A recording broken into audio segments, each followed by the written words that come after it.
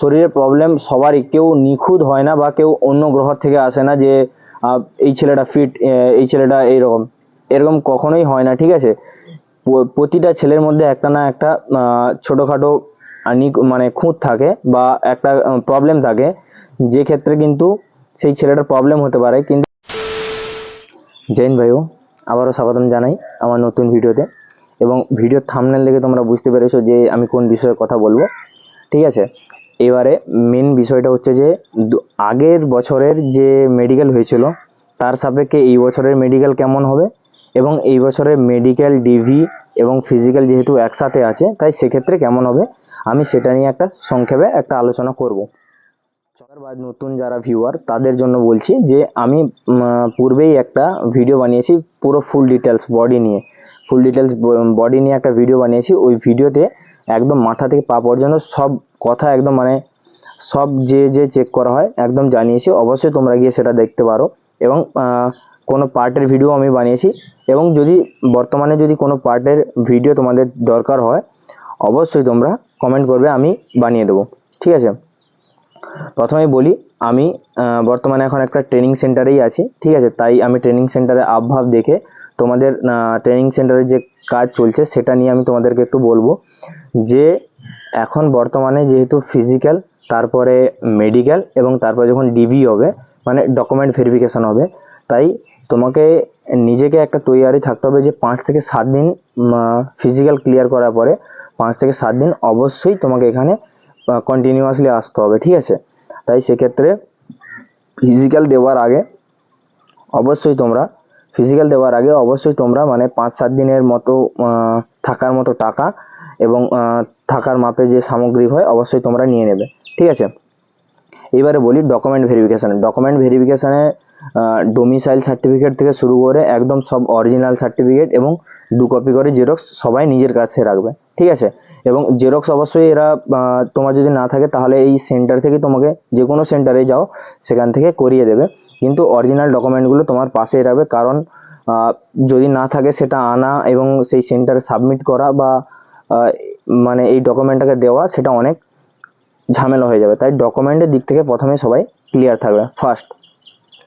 Second, তোমার রানিংয়ের পূর্বে অবশ্যই আমি প্রতিটাই ভিডিও বলে থাকি যে জল পরিমাণ মতো খাবে, এবং জলের পরে তুমি কি করবে, ইলেকট্রল পাউডার যেটা হয় ইলেকট্রল পাউডারটা কন্টিনিউয়াসলি খাবে। কারণ তাতে কি হবে, তোমার ইউরিনটা ভালো হবে, ইউরিনটা ভালো থাকলে তোমার মেডিকেলটাও অবশ্যই ভালো হবে, ঠিক আছে।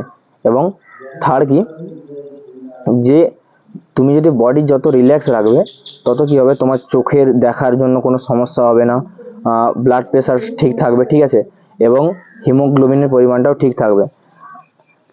এবার কি একটা কথা বলি, যে সবথেকে মেন প্রবলেম একদম মেডিকেলে যাওয়ার আগে বা ফিজিক্যালে যাওয়ার আগে একদম যারা বয়েজ আছো মানে ছেলেরা আছো ক্লিন শেভ করবে, এবং যদি হালকা বিয়ার্ড রাখো তাহলে বিয়ার্ড অবশ্যই ট্রিম করবে, এবং হেয়ার কাট ভালো করে রাখবে, ঠিক আছে।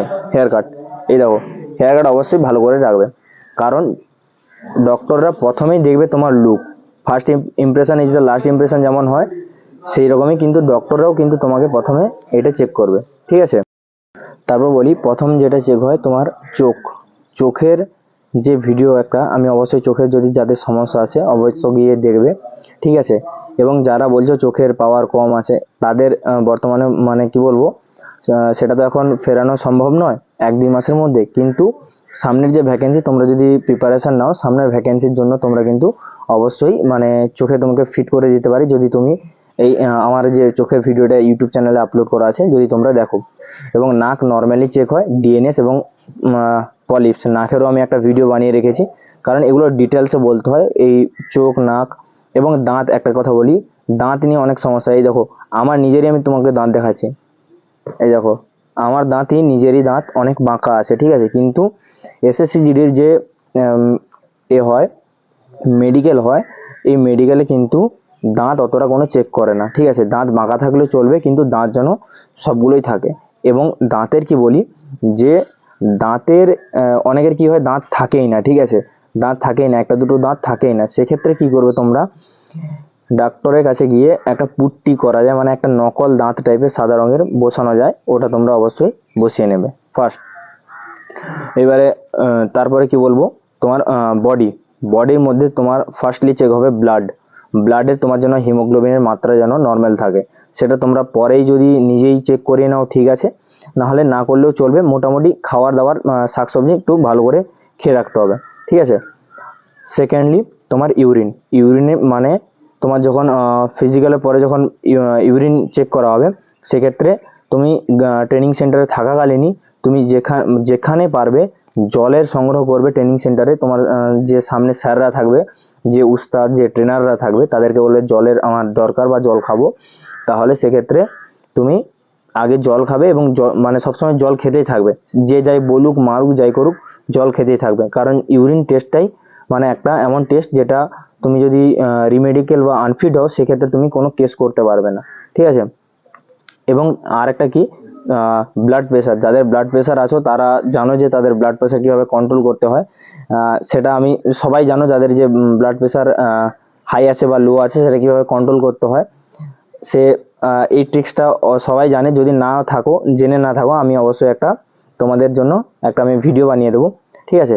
আর সেকেন্ডলি বলি যে তোমার মেরুদণ্ড যখন চেক হবে, ছাতিটা একটু ফুলিয়ে হালকা করে দাঁড়িয়ে থাকতে হবে।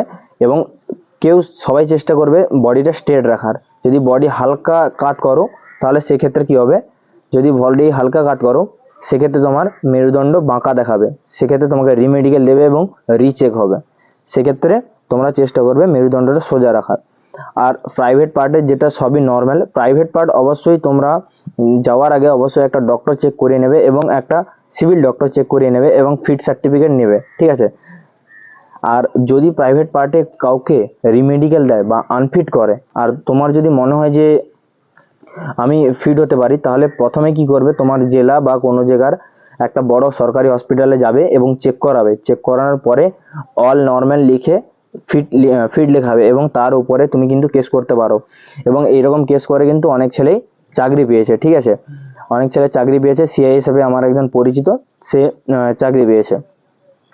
আরেকটা কি বলি, যে এরপরে যেটা চেক করা হয় নকনি যে ব্যাপার হয়, নকনি তোমার দাঁড়ানোর কাছে টেকনিক হয়। নকনির আমি একটা শর্টস আপলোড করব রিসেন্ট, যে নকনি কিভাবে তোমাকে দাঁড়াতে হবে, যে ক্ষেত্রে তুমি একদমই কি বলবে ধরা পড়বে না। তোমার যদি নকনিও থাকে তুমি ধরা পড়বে না, ঠিক আছে। আর ফ্ল্যাট ফুটের জন্য আমি অবশ্যই ভিডিও বানিয়েছি। ফ্ল্যাট ফুটের ভিডিওটা তোমরা দেখবে, যে ফ্ল্যাট ফুট যদি কারো থাকে, 1-2 দিন 5 দিনে হয়তো যায় না, কিন্তু 1 মাসে 2 মাসের মধ্যে তোমার ফ্ল্যাট ফুট চলে যাবে, ঠিক আছে। কারণ ফ্ল্যাট ফুটের ওই যে আর্চ থাকে, ওই আর্চটা তোমার খালি দেখে। আর সেকেন্ডলি একটা কথা বলি, পুরো মেডিকেলের দৌরান কিন্তু তোমাকে অনেক কিছু মানে মাথায় চিন্তা হবে, নার্ভাসনেস হবে। এই নার্ভাসনেস কোনো করা যাবে না। আর নিজেকে একটাই কি মনে রাখবে, যে আমি ফিট আছি, আমার যা চেক করবে করুক, আমি ফিট, আমাকে কেউ আটকাতে পারবে না, আমার যাই চেক করবে করুক। তুমি কিন্তু এইটা যদি মনে রাখো, ঠিক আছে, তাহলে তুমি অবশ্যই মানে কি বলবো, ফিট হওয়ার চান্সটা 80% হয়ে যাবে। আর শরীরের প্রবলেম সবারই, কেউ নিখুঁত হয় না বা কেউ অন্য গ্রহ থেকে আসে না যে এই ছেলেটা ফিট, এই ছেলেটা এরকম কখনোই হয় না, ঠিক আছে। প্রতিটা ছেলের মধ্যে একটা না একটা ছোটোখাটো মানে খুঁত থাকে বা একটা প্রবলেম থাকে, যে ক্ষেত্রে কিন্তু সেই ছেলেটার প্রবলেম হতে পারে। কিন্তু অনেক সময় কি করে, ডক্টররা তার দেখে পরিষ্কার পরিচ্ছন্নতা এবং সে কতটা ডিসিপ্লিন আছে, এবং সেটা দেখেও কিন্তু অনেক ছেলেকে ফিট করে দেয়। কারণ আমি যেহেতু ট্রেনিং করছি, আমিও অনেক আমার ফোর্স মেম্বারকে দেখেছি যারা হালকা পাতলা প্রবলেম আছে, তারপরেও কিন্তু তারা ফিট হয়ে আমার সাথে জব করছে। এবারে একটা কথা কি বলি, প্রাইভেট পার্টের অল যে হেয়ার্স আছে তোমরা রিমুভ করে দেবে, ঠিক আছে। অল হেয়ার্স রিমুভ করে দেবে এবং চেষ্টা করবে, তোমাকে যদি বলে এইখানে যাও, ওইখানে যাও, এইখানে বসো, তাহলে সেক্ষেত্রে তুমি কিন্তু গিয়ে যেরকম ডিসিপ্লিনে বলবে সেই রকমভাবেই যাবে। মানে উদ্ভট উৎকট আচরণ করবে না, তাহলে সেক্ষেত্রে ডক্টরের মানে নজরে আসবে, সেক্ষেত্রে কিন্তু আরও সমস্যা হবে, ঠিক আছে। আর যদি মানে কোনো ডিটেল ভিডিও বা কোনো সমস্যা হয়, অবশ্যই তোমরা কমেন্ট করতে পারো, আমার ফেসবুক ইনস্টাতে গিয়ে তোমরা মেসেজ করতে পারো। তাহলে আমি সেক্ষেত্রে তোমাদের সলিউশনটা বলবো, কারণ তোমাদের ফিজিক্যাল মেডিকেল একদম সামনেই চলে এসছে, ঠিক আছে। তাই একদম সময় নেই। আপাতত আমি এটুকুই তোমাদেরকে বলবো যে অল দ্য বেস্ট তোমাদের ফিজিক্যাল মেডিকেল এবং ডিভির জন্য। কোনো সমস্যা হলে তোমরা জানাও, আমি অবশ্যই তোমাদেরকে জানাবো যে এর সলিউশনটা কী হতে পারে, যদি আমি জেনে থাকি। তাহলে দেখা হচ্ছে নেক্সট ভিডিওতে। জয় হিন্দ, জয় ভারত।